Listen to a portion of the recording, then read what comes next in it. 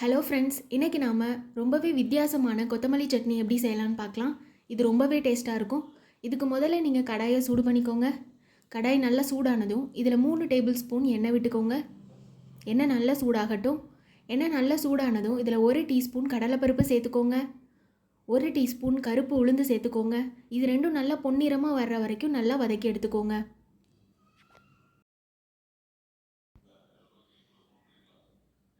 2 பெரிய வெங்காயத்தை ரஃப்பாக கட் பண்ணி வச்சுருக்கேன். அதை நாம் இதில் சேர்த்துக்கலாம்.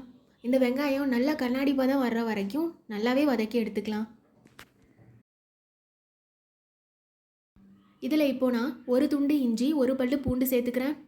2 பச்சை மிளகாய் சேர்த்துக்கிறேன். உங்கள் காரத்துக்கு தகுந்த மாதிரி பச்சை மிளகாயை கூட்டி குறைச்சிக்கோங்க.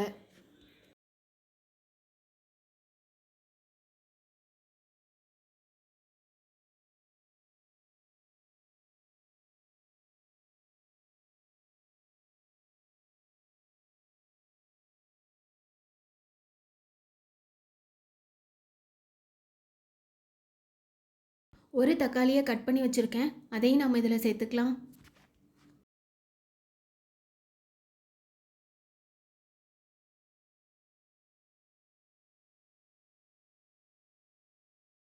இப்போ நாம் தேவையான உப்பு போட்டுக்கலாம். இந்த உப்பு நீங்கள் இந்த ஸ்டேஜில் போடும்போது தக்காளி சீக்கிரமாகவே வெந்து வந்துடும்.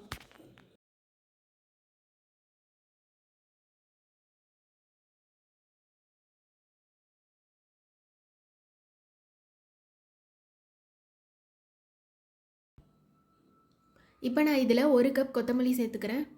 கொத்தமல்லி ரொம்ப வதங்கணும்னு அவசியம் இல்லை. ஒரு 30 செகண்ட் வதக்கினா போதும்.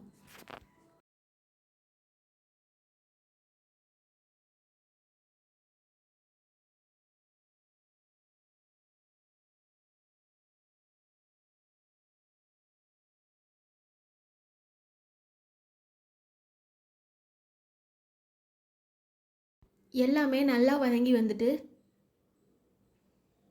இப்போ நான் இதில் 2 டேபிள் ஸ்பூன் துருவின தேங்காய் சேர்த்துக்கிறேன். இந்த சட்னிக்கு நீங்கள் தேங்காய் சேர்க்கும்போது உங்களுக்கு கூடுதல் சுவை தரும்.